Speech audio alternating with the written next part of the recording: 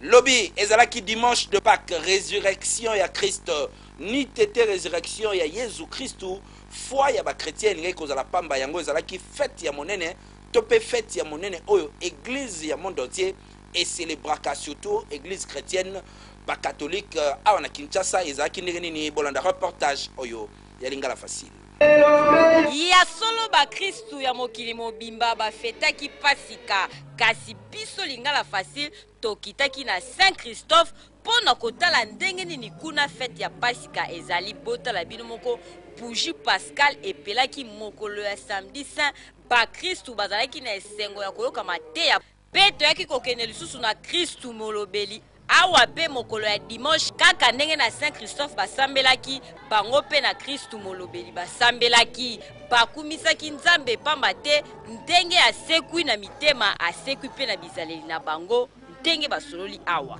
to mwenge na mwenda ma Kristu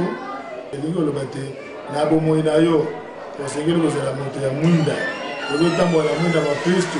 bandakisa kitoko na kati ya libala bandakisa kitoko na kati ya bisika mosala kotika pe mapesa bana ndenge lopaka nena pe alobi na message na ye yesu oyo akufaki asepi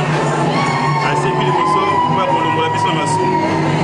ya mibale asepi kote alongola biso na mayimanso bazali kotokisa biso ezala maladi ezala bapasi ezala bablokage ndenge na ndenge aye kote ya delivre biso na liwa na ye mpe na sekwa